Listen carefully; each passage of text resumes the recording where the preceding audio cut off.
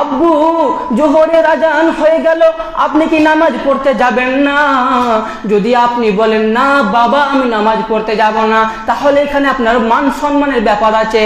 আপনি কোনোদিন মসজিদে আসেননি, নামাজ পড়েননি, মসজিদের ভিতরে কোনোদিন আসেননি, কিন্তু বন্ধু আপনি আপনার মান সম্মান বাঁচানোর জন্য, আপনার মান সম্মানটুকু রাখার জন্য আপনি যেমন তেমন উজু করে আপনার জামাইয়ের সঙ্গে হাতে হাত ধরে মসজিদে চলে এলেন। কেন এলেন? না তো মান সম্মান বাঁচানোর জন্য, না তো ইজ্জত বাঁচানোর জন্য। এই জন্য এইরকম নামাজি যত রয়েছে পৃথিবীতে, যত লোক দেখানো নামাজি রয়েছে, তাদের জন্য আল্লাহ তাআলা রব্বুল আলামিন এই ওয়াইল নামক জাহান্নাম তৈরি করেছেন। এই ওয়াইল নামক জাহান্নামে কারা যাবে? না তো মুসাল্লিরাই যাবে। এই ওয়াইল নামক জাহান্নামে কারা যাবে? না তো শুধু মুসাল্লিরাই যাবে। এবার চলুন, মুত্তাকি হতে হলে কি করতে হবে? না তো 5টা জিনিসের প্রতি ঈমান রাখতে হবে, 5টা জিনিসকে অন্তর থেকে দিল থেকে মেনে নিতে হবে। সে 5টা কি কি? আল্লাহ তাআলা রব্বুল আলামিন বলেন, ওয়ালাকিন্নাল বিররা মান আমানা বিল্লাহ। 1 নম্বর হলো আল্লাহর প্রতি ঈমান রাখতে হবে। আল্লাহ এক, দ্বিতীয় কোনো মাবুদ নাই, দ্বিতীয় কোনো ইলাহা নাই। লা ইলাহা ইল্লাল্লাহ, আল্লাহ এক, আল্লাহ এক। এই আল্লাহর প্রতি আমাদেরকে ঈমান রাখতে হবে। আমাদেরকে আল্লাহর প্রতি ঈমান রাখতে হবে। যদি আমরা পূর্ণাঙ্গ মুত্তাকি হতে চাই, তাহলে আল্লাহর প্রতি ঈমান আনতে হবে। কেমন ঈমান আনতে হবে? কঠোর ঈমান আনতে হবে, মজবুত ঈমান আনতে হবে, সাহাবীদের মতো ঈমান আনতে হবে।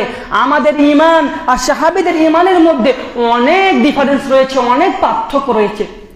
শুধু একটা নমুনা পেশ করি, নমুনা ভালো করে শুনুন। যখন আল্লাহ রাসূল নবুয়ত পেলেন, যখন আল্লাহ রাসূল কাছে ওহী নাজিল হলেন, তখন আল্লাহ রাসূল দ্বীন প্রচার করতে লাগলেন, ইসলাম প্রচার করতে লাগলেন। তখন মানুষ বুঝে বুঝে বুঝে ইসলামের ভিতরে আসতে লাগলো, দ্বীন কবুল করতে লাগলো, ইসলাম কবুল করতে লাগলো। তখন একটি পরিবারে 2টি লোক একসঙ্গে ঈমান এনেছিলেন। দাস দাসী, চাকর চাকরানী একসঙ্গে ঈমান এনেছিলেন। তারা কারা? একজন হলো বিবি সুমাইয়া রাদিয়াল্লাহু তাআলা আনহা, আর একজন হলো ইয়াসির রাদিয়াল্লাহু তাআলা আনহু। এরা স্বামী স্ত্রী 2 জন একসঙ্গে ঈমান এনেছিলেন। আবু জাহেল জানতে পারলেন যে সুমাইয়া আর ইয়াসির ঈমান এনেছেন। তখন আবু জাহেল গ্রামের মধ্যে, এলাকার মধ্যে বলে দিলেন, ও এলাকাবাসী, ও এলাকাবাসী, তোমরা শুনে নাও, অমুক তারিখে, অমুক ডেটে, অমুক ময়দানে তোমরা সবাই হাজির হবে, তোমরা সবাই উপস্থিত হয়ে যাবে রে। সেদিন বিচার হবে কার? না তো সুমাইয়ার আর আবু ইয়াসিরের। তখন আবু জাহেল গ্রামের এলাকার মধ্যে নেতা আদেশ করেছেন, নেতা ঘোষণা করেছেন।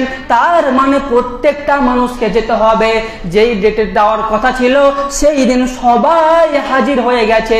ময়দান থেকে গোল করে ঘিরে নিয়েছে। মাঝে সুমাইয়া আছে, ইয়াসির আছে, আবু জাহেল আছে। মাঝে ইয়াসির, সুমাইয়া, আবু জাহেল আছে। এবার আবু জাহেল সুমাইয়াকে বলছে, হে সুমাইয়া, তুমি ঈমান ছাড়বে কি বলো? সুমাইয়া বলছে, বেঈমান, আমি আমার জান দিয়ে দেব রে, তবু আমি ঈমান ছাড়বো না, ঈমান ছাড়বো না, আমি আমার জান দিয়ে দেব, শহীদ হয়ে যাব, ঈমান ছাড়তে পারবো না। সুমাইয়া তখন বললো ঈমান ছাড়বো না। এবার আবু জাহেল বলছে, হে সুমাইয়া, তুমি যদি ঈমান না ছাড়ো তাহলে শত শত লোকের মাঝে আমি তোমাকে উলঙ্গ করব, ন্যাংটা করব। তখন সুমাইয়া জমিনের নিচে বসে পড়লেন। এবার অধর নয়নে কাঁদতে লাগলেন। কাঁদতে কাঁদতে যেন কি আল্লাহকে বলতে চাইলেন, এটা হাদিসে স্পষ্ট আসেনি। তখন আবু জাহেল আবার জিজ্ঞেস করলেন, হে সুমাইয়া, তুমি ঈমান ছাড়বে কি বলো? সুমাইয়া বলছে, জান দিয়ে দেব, কল্লা দেব, আল্লাহ ছাড়তে পারবো না। তখন সুমাইয়ার মাথা থেকে কাপড় খুলতে লাগলো বন্ধুরে।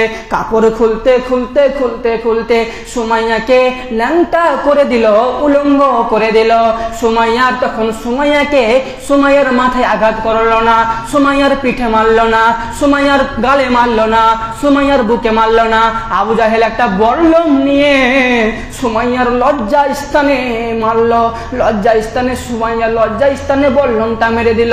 এরপরে বন্ধু সুমাইয়া দুনিয়া থেকে চলে গেলেন, বিদায় হয়ে গেলেন। সুমাইয়া দুনিয়া থেকে চলে গেলেন, বিদায় হয়ে গেলেন, কিন্তু ঈমান ছাড়েননি, ঈমান ছাড়েননি। আল্লাহু আকবার। তাদের ঈমানটা কত মজবুত ছিল! তাহলে দুনিয়া থেকে এত কষ্ট হলো, জুলুম হলো, অত্যাচার সহ্য করেছে, কিন্তু ঈমান ছাড়েননি। এরপরে আবু জাহেল ইয়াসির দাঁড়িয়ে আছে, ইয়াসিরকে বলছে, হে ইয়াসির, তুমি তো দেখলে তোমার বিবির মৃত্যুটা কত ভয়ঙ্কর হলো, তোমার বিবির মৃত্যু কত ভয়ঙ্কর হলো। হে ইয়াসির, তুমি কি ঈমান ছাড়বে বলো? ইয়াসির একই কথা বললো, হে বেঈমান, নিজের জানটাকে দিয়ে দেব, কিন্তু ঈমান ছাড়তে পারবো না। তখন ইয়াসিরকে জমিনের বুকে চিৎ করে ফেলে দিল। তখন দুটো লোহার শিকল এনে ইয়াসিরের দুটো পায়ে পরিয়ে দিল। দুটো লোহার শিকল ইয়াসিরের দুটো পায়ে পরিয়ে দিয়ে দুটো ঘোড়ার পায়ে বেঁধে দিলেন। আর দুটো ঘোড়াকে দুই দিকে হাঁকিয়ে দিলেন, তাড়িয়ে দিলেন। তারপরে ইয়াসিরের দেহটা দুই খণ্ড হয়ে গেল। ইয়াসিরের তাজা রক্ত মাটিতে টকবক টকবক করে পড়ছে, মাটি লাল হয়ে গেল। ইয়াসিরের তাজা রক্ত ঝরে ঝরে পড়ছে। ইয়াসিরের বডিটা দুই টুকরো হয়ে গেল বন্ধু। ইয়াসির আপার ধাপার করতে করতে করতে করতে তিনার জান চলে গেল, তিনি শহীদ হয়ে গেলেন। তাহলে এত কষ্ট হয়েছে, এত অত্যাচার সহ্য করেছে, ঈমান ছাড়েনি। তাহলে তাদের ঈমানটা কত মজবুত ছিল, তাদের ঈমান কত শক্ত ছিল, ঈমান ছাড়েননি। এত কষ্ট হয়েছে, অত্যাচার হয়েছে, জুলুম সহ্য করেছে, তবু ঈমান ছাড়েননি, তারা তবুও ঈমান ছাড়েননি। এবার চলুন, দ্বিতীয় নাম্বার হলো ওয়াল ইয়াউমিল আখির। কিয়ামতের দিনের প্রতি ঈমান আনতে হবে, কিয়ামতের দিনকে বিশ্বাস